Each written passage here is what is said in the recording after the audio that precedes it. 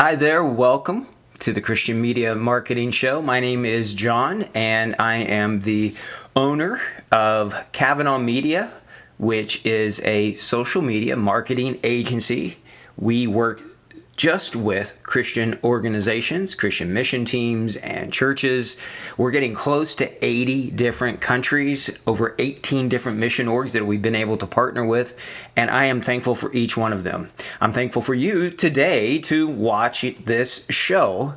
Now, GNPI, Good News Productions International, out of Joplin, Missouri, they helped me put this show on, and I am always grateful for them, for the whole team there, for allowing me to do the research and to put this video training out there. Today's episode 20 of that, and we're going to do some deep diving into a specific type of tool that I hope that you can use in your Christian media marketing. If this is your first time watching this show, this is how we do it here. We try to answer a few questions at the beginning of people that are sending us messages, and then we go into a video training portion of it. Sometimes it's recorded if I have to blur out some stuff for security reasons, but regardless, we go into that deeper training, and then I try to answer questions if you have any, even while I'm doing the show.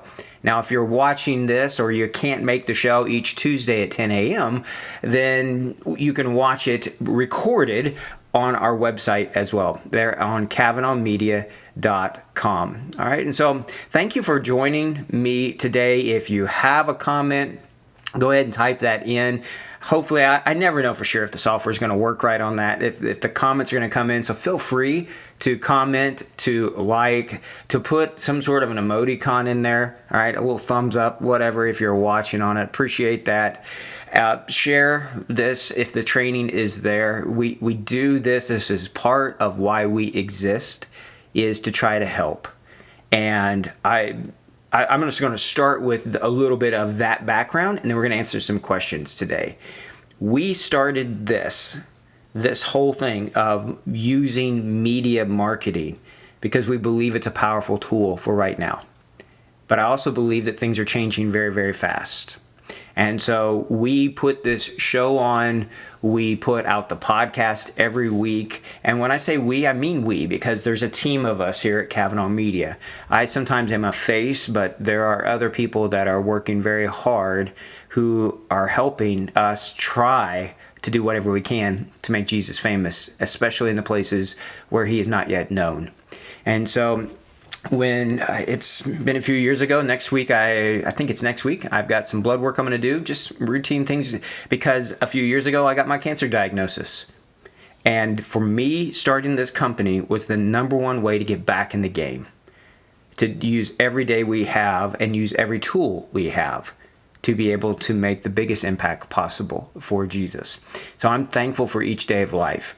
I don't let that go by when I think about these things, and I hope that you don't either.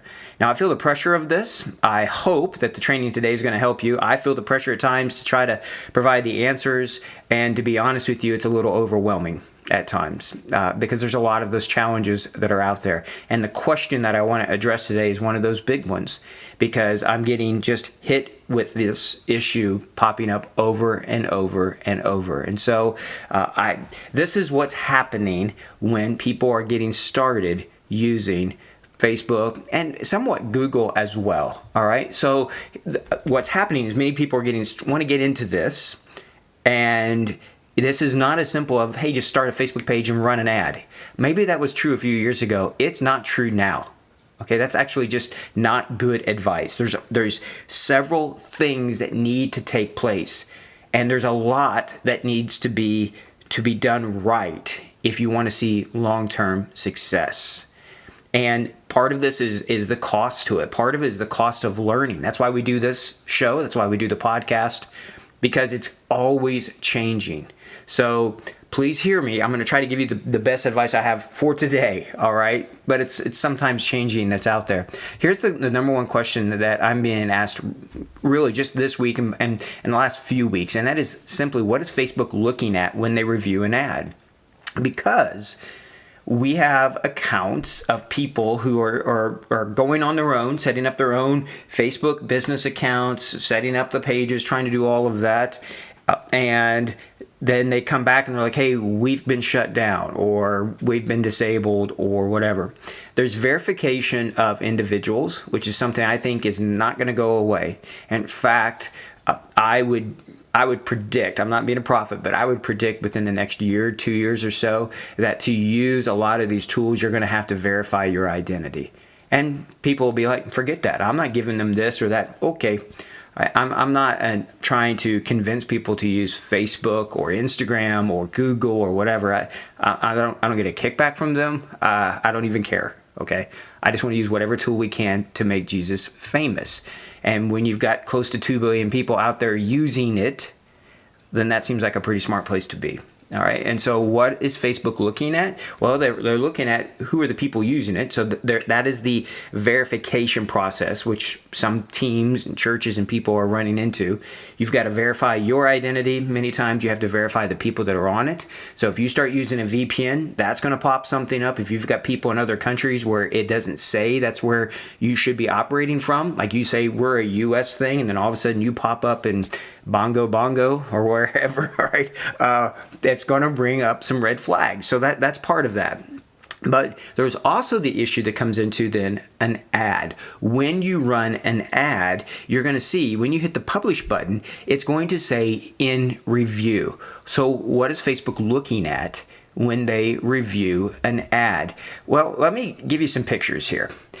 You're running the Facebook ads, and they're looking at policies. They're looking at everything that they have set up. And here's the thing, their policies change. So it's important for you to look at their advertising policies. All of your ads need to comply with that. And then there's other policies that they have. There's ones if you're running an app, so there's developer policies, there's pages and event policies. If you were doing some sort of e-commerce, or if you're trying to raise money by selling something for your nonprofit or your church or whatever, there's commerce policies that go into it. And then there's also Facebook community standards. And that Facebook community standard is another one that gets people. All right, so they're looking at your ads, and they're looking at this whole process of to see, okay, what's happening when you do that. Now, I don't know this for a fact, but I'm pretty confident that they're looking even just at your track record. How many other ads have you ran? It doesn't mean that you're just going to get away with something. You always have to follow the standards, but when you have a track record, you've been consistently running ads, and you've been spending consistently, that shows credibility, all right? And it gives you a track record for them to be able to come back and to look at. There's also then even just the issue of the ads once they're running, of the account quality. And I'm going to do a live training on that here in a couple of weeks, of this idea of looking at your ads. What's the feedback? Are you getting lots of angry stuff? What's the feedback that's happening on your ad? What's the account quality that's happening? But then when the ad goes into this review, there's this whole process. And the first one is just this automated review that takes place. So they have algorithms that are looking at the ad. They're looking for keywords. They're looking for visual things, violence, whatever else. This is why that sometimes some of our ads get flagged, and it's this automated. It's the algorithm. It's machine learning. Okay, it's not necessarily a person sitting there looking at everything. It's the computers who are doing it. Then, in some cases, it will get reviewed by a person. If you've ran an ad and it gets approved, and then 24 hours later it gets disapproved, that means probably a human looked at it. So then the ad might get rejected. If so, edit it, or just request a review, or the ad is allowed to run. And if the ad is denied, be kind. Type in there. It may tell you. It's frustrating. I get it. They don't always tell us why. It just says it broke some community standard and stuff. So that's a big one that comes into it. But they're looking at your ad, the language on it, the copy, the headline. They're looking at your landing page. If you're putting a link on there, they're looking at the link. That's why I said in last week's episode, do not be using things like Bitly or link shorteners. That's almost an automatic just red flag to get you the ad rejected, or maybe even your account disabled. All right, so they're going to look at all of that, but there's different people in different places. This is why I have people that I know that sit there and say, well, hey, we've been fine. We've ran this ad with this language.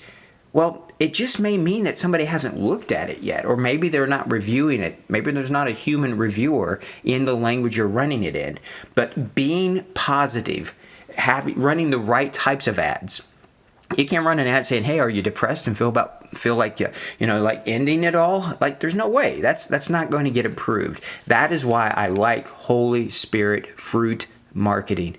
Talking about what is the need that people have, and then being able to put that to what the fruit itself of the Holy Spirit looks like. All right. And so this is where empathy comes into it. This is where patience, this is where listening and just being intelligent about what we're doing with them, and then showing compassion. I call it EPIC. All right. That's the EPIC there. But the compassion part comes back to being like Jesus when we share with people. So don't be frustrated if your ads get rejected. Review them, look at them, make sure you're keeping up on the standards that you're seeing. All right.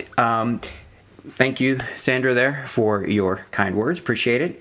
But be looking at what you're doing, and also don't be frustrated if sometimes your content gets blocked. Just go back in and review, ask for the review on it. I'll give you an example. Some content of the crucifixion. In some places, the videos got blocked because they said it was violent. Well, it was violent. It was Jesus dying on a cross. There's little things you can do. Change the snapshot, the still image that goes with that video. Try that. Try just different things. Try them to see if you can get them approved. And go back into them. It's not necessarily that they're out there just going, "Oh, this is Christian, let's stop this," or whatever. But they're looking at these and looking at everything through the filter of their community standards. Okay? So hopefully you can do that. I will tell you one other little thing to it is, if you get an ad and you just won't get accepted, just go ahead and delete it. If it goes to human review, I don't know what all they see. Obviously, they're not telling us everything. But for me, if I get an ad and I just can't get it approved, I delete that ad.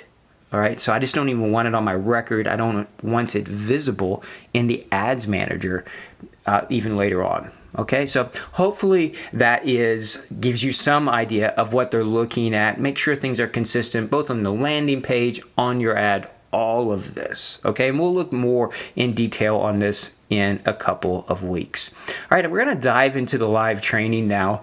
And I want to show you how to do an A/B test. An A/B test is when you have one variable and you are testing.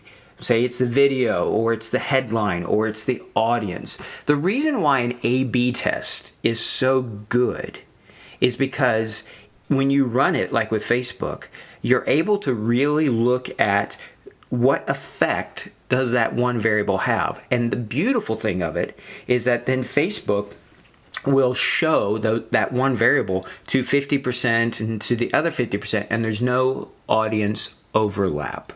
Okay, that's key.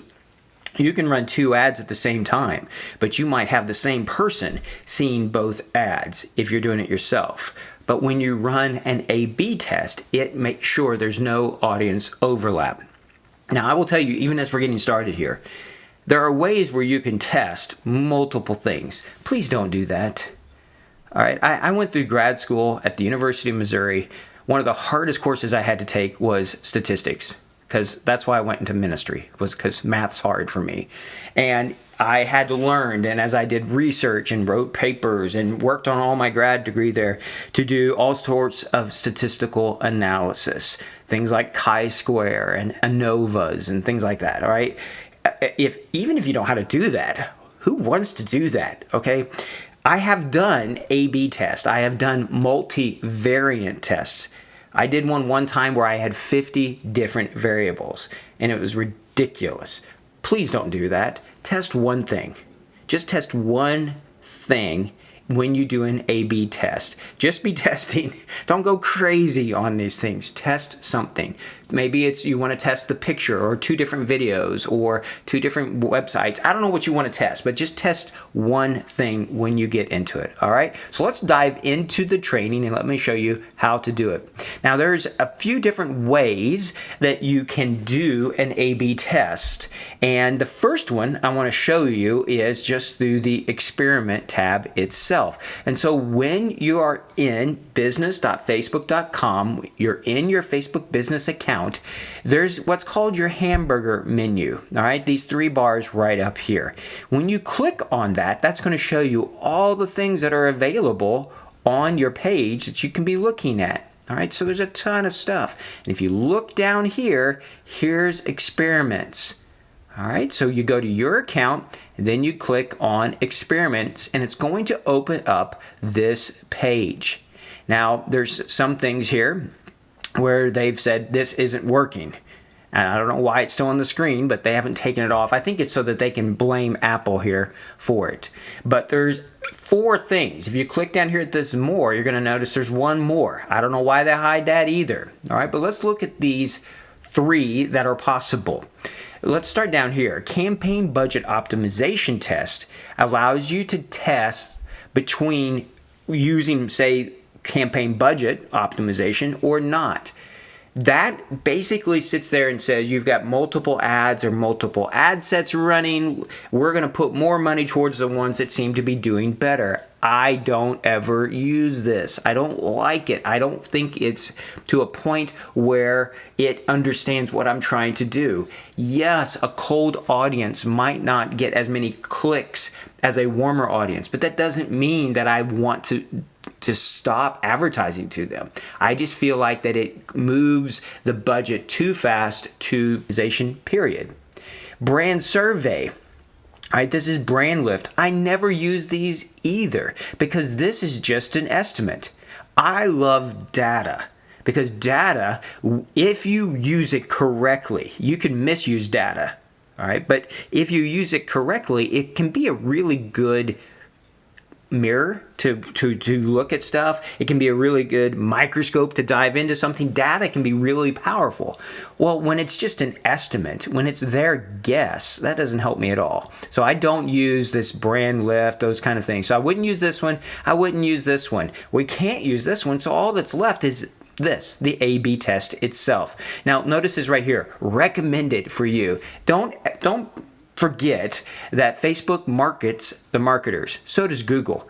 Every week I get emails or phone calls from Google wanting to talk to me about things, okay? And then I've talked to them a few times and I'm like, what a waste of time. So I don't, just know that they're going to be marketing. They're always trying to get you to spend more or use more. That's not my thing.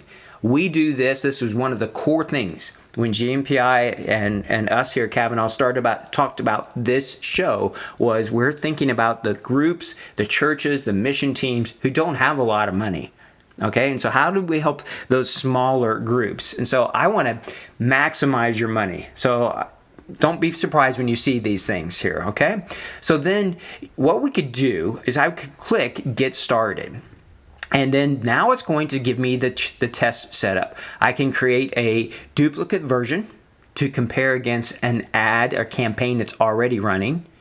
I can compare existing ads. All right, so that's the 2 choices as I'm getting in here. If I use new version, then it's going to ask me to pick the campaign that I want to duplicate. So let's say I did this one, which is one we're running in Taiwan right now, and it's a messaging one. Well, then it tells me these are the variables, the thing that I could test. I can't test an image because it's a video, so I could test another video here.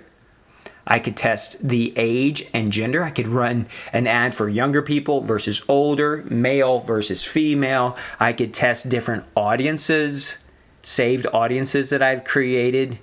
I could use this, I won't, but I could, the campaign budget optimization. So not everything is a variable that you can test. So that's one thing to look at, okay? So I could do it this way, and if I did, and I could pick which variable, so I could say I want to test the video, All right, and so then it would bring up the video, and then I could put a different video in here that I would want to use, and then I could choose my budget, my time, and then what is the determinant to let me know if one is better than the other one. And so then you come down here and you can say cost per result. Well, we're not doing per purchase, so that wouldn't be there. Or you could do standard events. So there's cost per view, page like, whatever you might be doing there. All right, here's landing page view.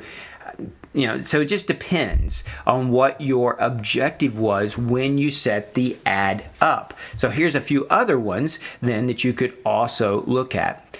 Finally, if you use this way of doing it, this estimated test power is telling you how good this test might be. Like how much confidence can you have in the results? All right, and so with this one, it's saying 77%, all right, of a chance to figure that one thing is more important than the other one. If you play with the budget, if you play with the timing, that will affect your test power there to a degree. All right, so we could set that up, put a different variable, and then we would just review the test details, and then we would hit publish. We would start it. You can also see then all of your results by clicking over here.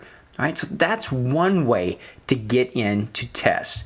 You can also just do this by comparing ads. If you had campaigns several grouped together, that would be this one, or on the campaign level or the ad set level, and then you could pick those. You could come down, you could name the tests. It's pretty much the same process, okay, to go through that. This is in the experiment tab area. So how to do that A/B test. That's one, all right? Another one, I'll go to the next tab, is if we come in here and we can duplicate an ad. So here's that same messaging one. I could come under here and I could hit duplicate. Now I want to tell you, just as a side to this with the training, is that I use this a lot when I'm not changing my audience. I'll come into this and hit duplicate. And then it's going to open up and say how many copies, and then show existing reactions, comments, and shares. Well, if I change the ad, they're not going to show up anyway. Or if I just duplicate and then go in and completely change, a lot, that's not going to do that. But look at this. Here's the create a duplicate to A/B test. And then the variable is what I make in my change in this ad. So I would click create a duplicate to A/B test, and then I'm going to hit duplicate. So now here is the new ad right up here. This is the one that's currently running. So then I could do and just change the name and say A/B test or whatever. I would usually put what it is that I'm testing in the title up there. Now, I could go through and I could go in here and I could change the ad set for it. I could change like where are we sending these messages to. I could do that. I could come in here and change the budget, the end and start date. I could mess with the audiences. All right, so there's a lot we could do. Or I can jump over here to the ad itself and begin to make some changes here. So in this place, I could change the video, just like we were doing in the other way of doing it. So I could change the video. I could change the headline or the text. The text comes up here, your copy or headline down here. All right. I could change the call to action button. So there's a lot. I could also change even the message template. So this one right here says, 我们如何为你祷告? How can we pray for you? So we're just asking people to tell us how we can pray for them, which, as a side note, it's been really cool. In fact, you may hear it ding even on my computer today as we're hearing these messages coming in. We have seen people who have, for example, one person who was in a gang and said, that's it, and wanted out of a gang and wanted a Bible and wanted to talk to somebody. That's just awesome. I love it. So you could change down here this message template, and that could be another variable. Maybe you want to test if you just leave it open, or if you give them an option to pick one or two or three things. all of those are things that we could put on here, and then we would hit the publish button. And then we would have our A/B test going. All right, so that's another way we could do it. Now I'm going to discard this draft because I didn't make any changes and don't want it to do that. All right, so we're going to discard all of that. And then I want to show you one other way to do it. So the other way we could create an A/B test is to come in here and just create a new ad. And if we were to do that, we would hit the green create button. Let's say we want to test 2 different landing pages. So I would hit traffic. I would come down here. I would give it a name. Give it a name. Hit continue. All right. Now, when you get into this, see, here's more marketing over here, more boxes popping up. When you get into it, here is the button here for an A/B test. This is a third way that you could do it.